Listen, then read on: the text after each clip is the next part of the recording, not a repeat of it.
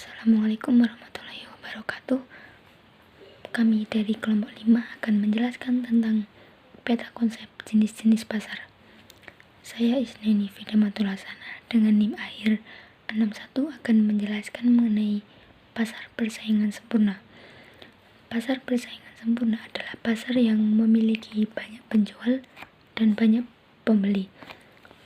Pasar persaingan sempurna menghasilkan banyak barang yang serupa, yang mana antara barang yang satu dengan barang yang lain memiliki mutu yang sama sehingga sulit untuk dibedakan.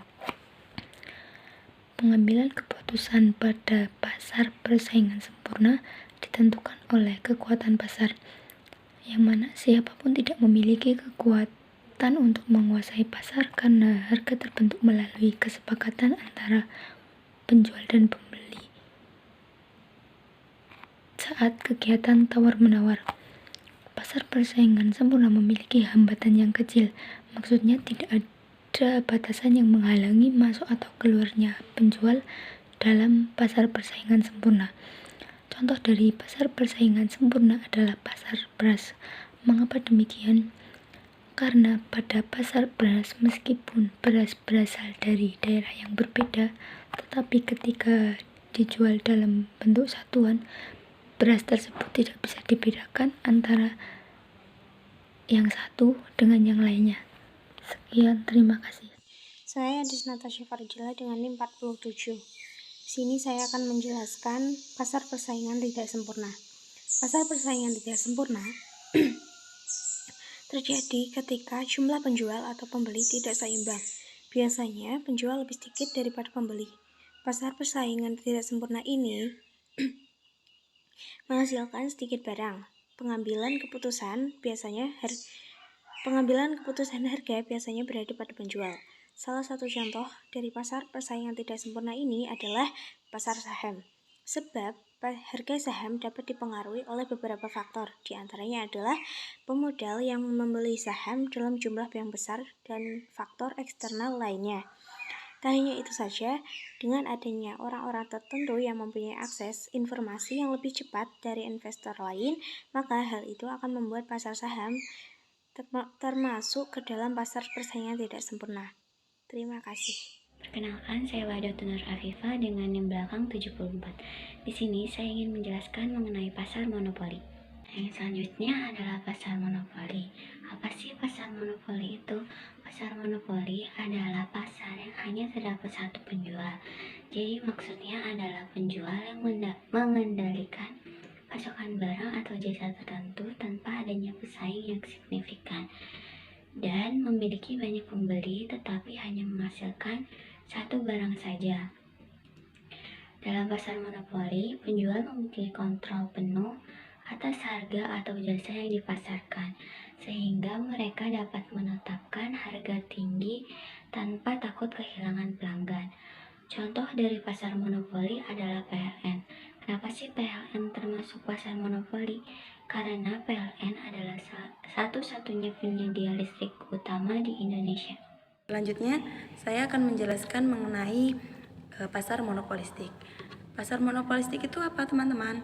Pasar monopolistik itu adalah suatu pasar yang memiliki jumlah penjual dan pembeli yang banyak. Jadi di antara keduanya ini memiliki keseimbangan yang sama.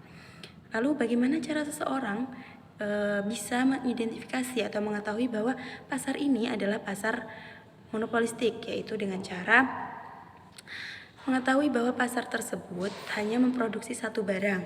Nah, dari satu barang ini atau satu produk ini memiliki beragam corak, baik dari kemasannya atau kualitasnya atau sebagainya. Nah, untuk pengambilan keputusan harga itu ditentukan oleh siapa? Nah, untuk keputusan harga tersebut berada pada kekuatan pasar, yakni pada penjual dan pembeli. Lalu, hal apa yang menjadikan pasar monopolistik ini menjadi pasar yang unik?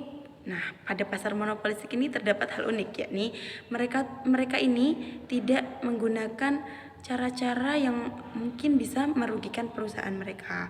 Semisal dengan cara menurunkan harga untuk menarik minat pelanggan. Gitu. Mereka tidak melakukan ini. Mereka itu melakukan cara-cara yang mungkin belum dilakukan oleh pasar-pasar lainnya.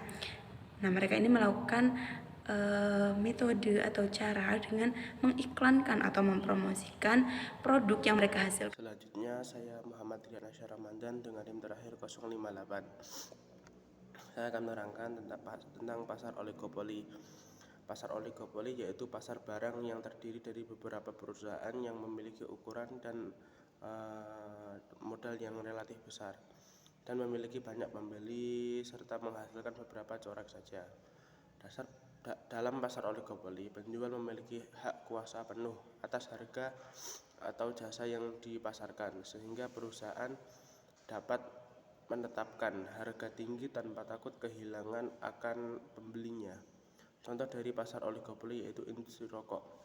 Kenapa industri rokok termasuk pasar oligopoli? Karena hanya beberapa perusahaan besar yang mendominasi pasar tersebut dan sulit bagi pesaing baru untuk masuk dan harus memiliki modal yang sangat besar. Produk ini termasuk produk yang relatif serupa. Perusahaan memiliki kekuatan harga dan iklan berperan besar dalam mempengaruhi konsumen. Terima kasih. Saya Siti Amalia Rahmawati dengan NIM belakang 66. Di sini saya akan menjelaskan apa itu pasar oligopsoni. Pasar oligopsoni adalah pasar dengan banyak penjual tetapi hanya memiliki beberapa pembeli saja. Pasar oligopsoni menghasilkan produk untuk dijadikan bahan baku. Biasanya, produsen di dalam pasar oligopsoni membuat barang mentah atau barang setengah jadi. Pengambil keputusan harga di dalam pasar oligopsoni berada di tangan pembeli. Pembeli yang menguasai pasar, merekalah yang kemungkinan menentukan harga produk yang dijual. Contohnya jasa konstruksi bangunan. Karena hanya beberapa pembeli yang menguasai pasar, mereka memiliki kekuatan untuk menentukan harga jasa konstruksi yang dijual. Sehingga pasar tersebut dianggap termasuk pasar oligopsoni. Terima kasih. Saya Septiar Gita dengan di belakang 044. Berikutnya yaitu pasar monopsoni. Pasar monopsoni adalah pasar yang terdiri dari banyak penjual namun hanya ketergantungan dengan satu pembeli tunggal, seperti individu maupun kelompok bisnis. Hal ini menyebabkan proses tawar-menawar harga yang tidak sehat dikarenakan penjual hanya ketergantungan oleh satu pembeli individu.